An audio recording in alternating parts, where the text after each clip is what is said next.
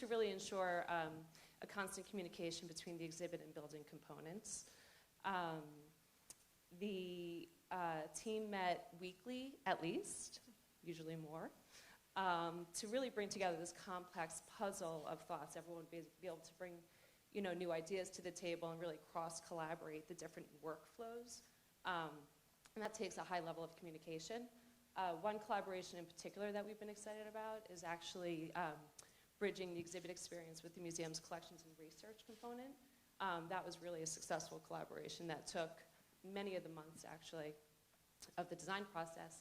And what that is the museum is interested in turning the museum inside out and really allow visitors access to what would typically be behind the scene, more like behind the scenes research and collections, as well as the Milwaukee County collections, and really allow visitors to engage more closely with that. So that was a successful collaboration. And I think that coming together at the beginning of conceptual design really was a great benefit to the project. Awesome. Chris, this question is for you. The site is on a very busy intersection, 6th and McKinley. How did the team consider the site in the design process? Well, hello everybody, good morning. Lost my name tag on the way up here, so I apologize for that. No, it's actual, if I could start off by saying it's absolute pleasure being here today as a native of Milwaukee. I too have grown up going to this museum and have the opportunity to bring now my child to the museum. So from the start, it's been a very important project being a native here in Milwaukee. So just wanted to level set that right away for you. In terms of the site and understanding what's happening around it, so obviously the museum chose this site because it has a long legacy of being in this community for 140 years. There were aspects about the site and site selection that were really important for the museum and thinking about the long-term collections and keeping them safe. So obviously things like keeping the museum away from water or active rail and vibration and things like that were kind of paramount to finding a site that would work really well.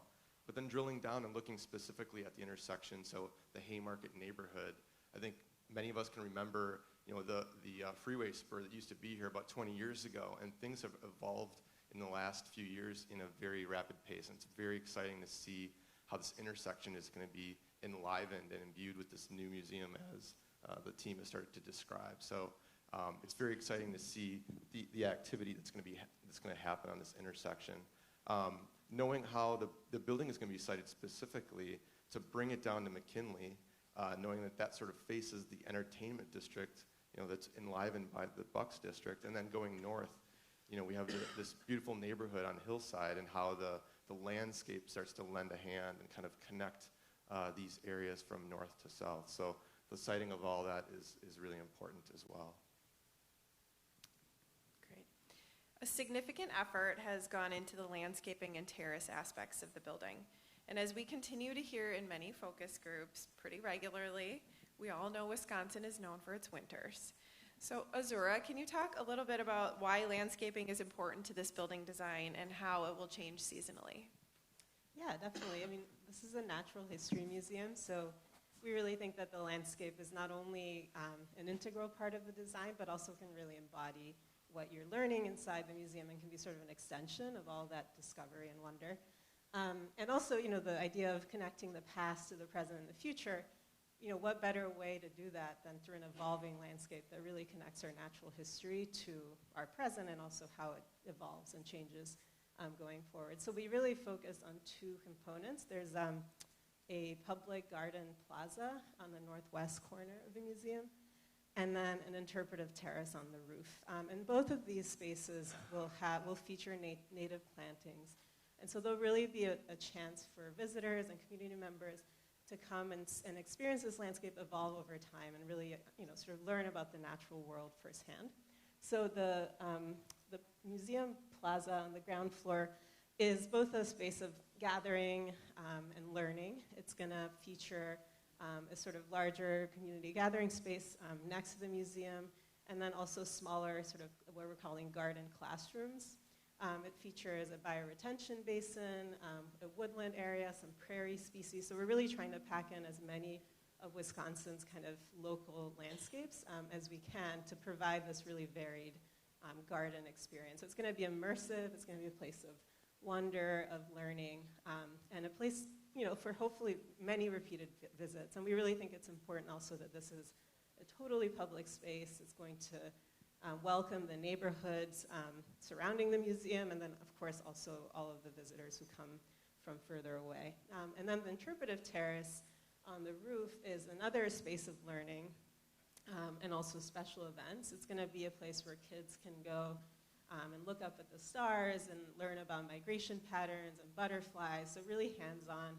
But also, it's going to be a place where the museum can host weddings and cocktail events. So really multifunctional and multi-purpose, but rooted in that idea of learning. And as Katie mentioned, winter, we understand winter is formidable here, but we really think that nature can teach us a lot in the winter, and that's actually, we're really trying to infuse the seasonal interest all year round into these landscapes.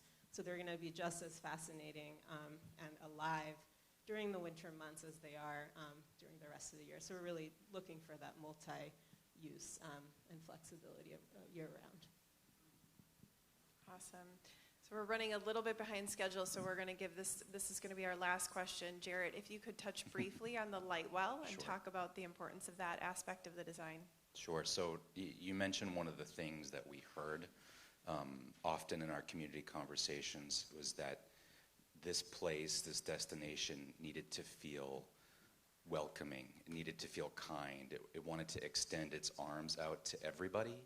And this museum commons that Todd talked about a little bit is at what we're calling the confluence of the three rivers. So it's really the center, the lobby, multi-purpose event space in the middle of the building. And bringing in natural light is such a huge way to make that space feel comfortable. So, in natural history museums, you don't often see a lot of windows. So you might wonder why in the design you don't see lots of windows. And that's really because we have to maintain the collections, and the collections are sensitive. So, and we're also trying to, with the Think team, create these immersive exhibit environments, which the Milwaukee Public Museum is known for. So Windows sets a challenge to that. So there's few opportunities. So in the design of this building, what we've done is we've created what we call the Lightwell, which is a 5-story, multi-level space. You stand at the base of it in the museum commons in the lobby, and it offers you a view up into every floor. It connects every floor together. It brings daylight into that heart space, which allows it to feel differently throughout the day. It feels different in the morning than it does at high noon, than it does in the evening. So suddenly its characters evolves and it becomes more magical.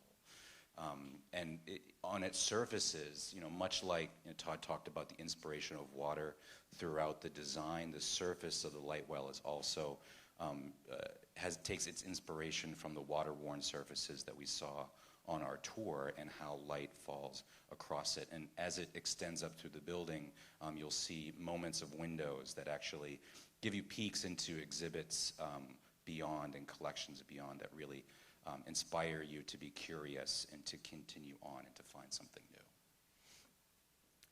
Thank you. Can we all give them a round of applause?